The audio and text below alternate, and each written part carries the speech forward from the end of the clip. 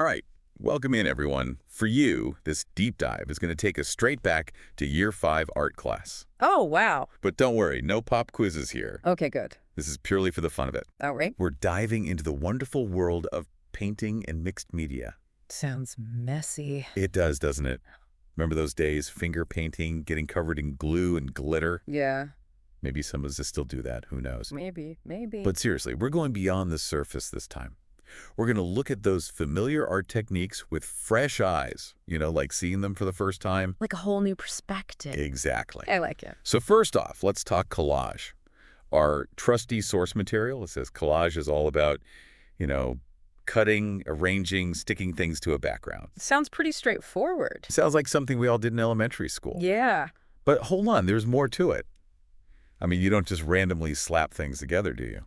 No, not really. It's about careful choices, like what materials you use, how you arrange them on the background. Yeah. All of that comes together to create an effect, a message even.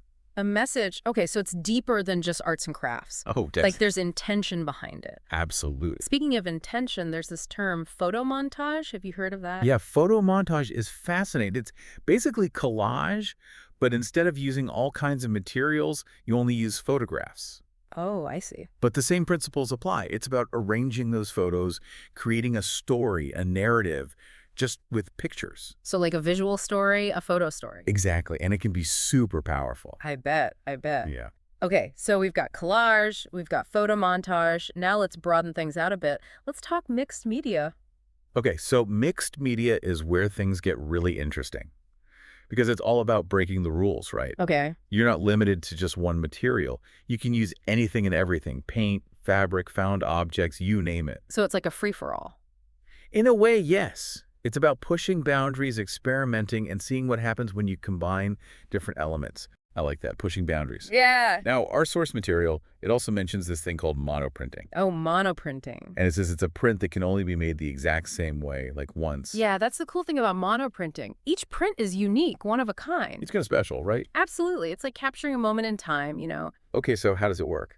So you basically create an image on a smooth surface, like glass or metal, using ink or paint. And then you press paper onto it to transfer the image.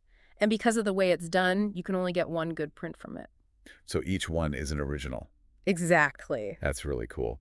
All right, now how about we shift gears a bit and talk about self-portraits? All right, self-portraits. I remember those from art class, staring in the mirror trying to capture your own likeness. Yeah. But it's more than just drawing your face, isn't it? It's so much more. It's about expressing your identity, who you are, how you see yourself, and how you want the world to see you. Think about the choices artists make in self-portraits. Their clothes, their expression, the background, everything tells a story. So those descriptions in the source, like dreamy or bold, they're not just random words. They're No. intentional choices, right? Exactly. Artists use those details to convey a feeling, an emotion, a message. And speaking of artists, our source mentions quite a few big names. Yeah, we've got Frida Kahlo, Vincent van Gogh, Sonia Boyce. Sheila Kumari Singh Burman. Yes, and Njideka Akunyili Crosby. That's a lot of talent in one sentence. For sure. I mean, each of these artists has their own unique style and approach to self-portraiture. Of that whole list, Njideka Akunyili Crosby, her work really stands out to me. Oh, yeah. Yeah, I mean, she combines so many different elements in her self-portraits, like photo collage, painting, drawing, and she often explores themes of family and cultural identity. Her work is so rich and layered. Yeah, and personal too. Absolutely. So as we come to the end of our deep dive here, I'm thinking about all the connections between these different art forms, Yeah. All about expressing yourself, making choices, whether it's the materials you use or the way you arrange them. It's about finding your voice through art, I think. And that's what makes it so powerful, right?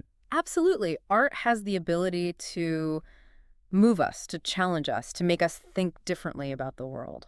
So next time you see a piece of art, any art, take a moment to really look at it. Think about the choices the artist made, the story they're trying to tell. It can really change your perspective.